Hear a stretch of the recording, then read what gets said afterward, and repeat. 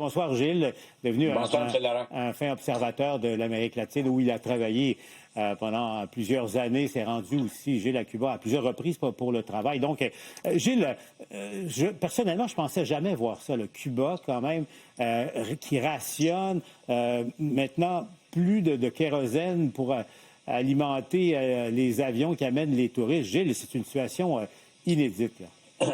Il faut comprendre, Paul, on avait parlé ensemble suite à la capture de Maduro au Venezuela. On l'avait même partagé en disant il faut surveiller Cuba et c'est pas une question d'années, ça sera une question de semaines.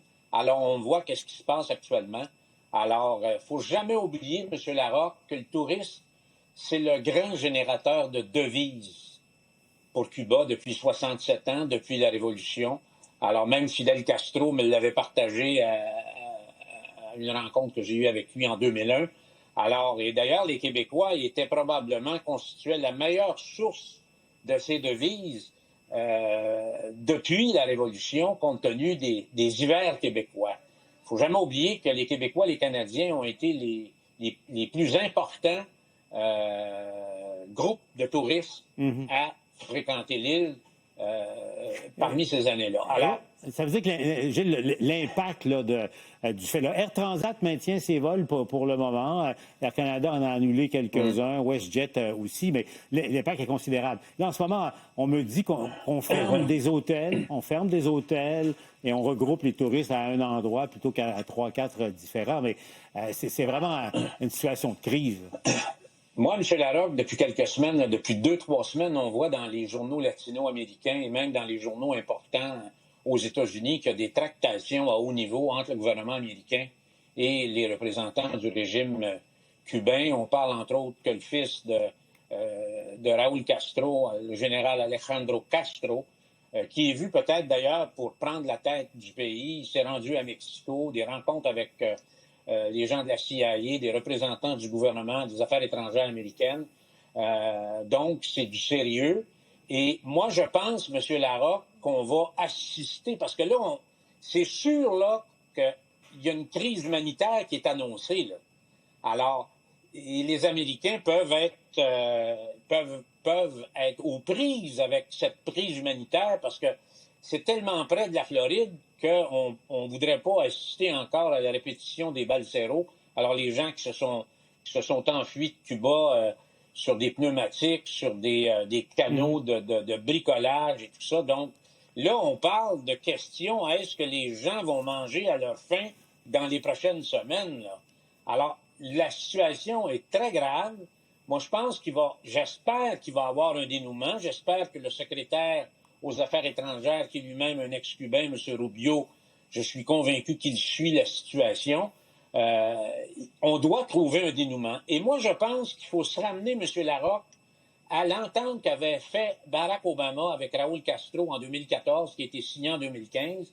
Et moi, j'avais été quelques mois après la signature où on avait revu la prospérité reprendre la croissance vers le haut. C'est-à-dire, il y a eu une entente pour permettre aux Américains d'aller visiter l'île.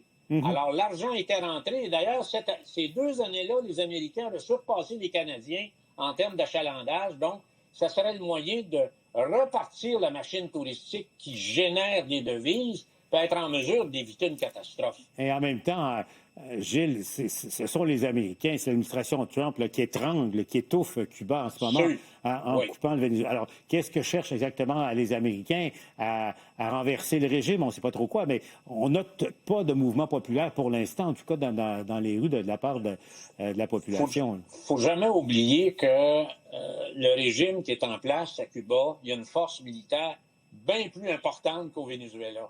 D'ailleurs, les Cubains prêtaient assistance aux Vénézuéliens. Donc, si on ne veut pas que ça vire en guerre civile, ça dégénère en guerre civile, il faut y aller avec doigté.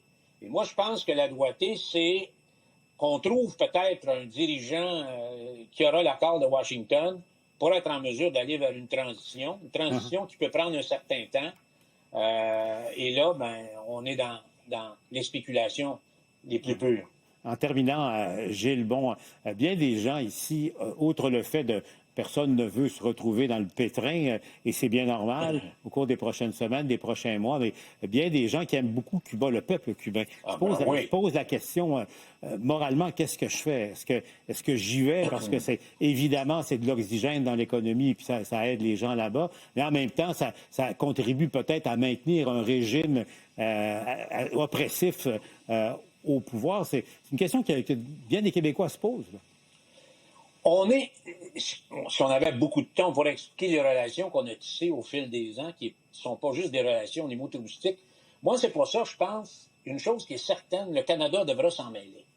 Le Canada a été un partenaire important sur Cuba, donc qui pourrait servir de trait d'union entre le régime et entre les Américains pour être en mesure de l'apaiser et de trouver des solutions qui peuvent dénouer l'impasse, parce que on voit encore une fois que la question énergétique était au cœur de cette catastrophe-là. C'était le déclencheur.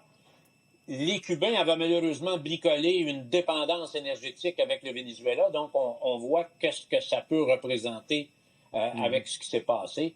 Donc moi, je pense que ceux qui peuvent y aller puis qui ont une certaine audace, de toute façon, c'est un pays qui est quand même sécuritaire, il faut le faire, mais là, ça va devenir très, très difficile. Moi, je pense que d'ici quelques semaines, là, ça va être très difficile d'aller à Cuba. Gilles Barry nous parle en direct d'Amérique latine. Merci, Gilles, toujours un plaisir. On suit ça ensemble au cours des prochains jours, des prochaines semaines.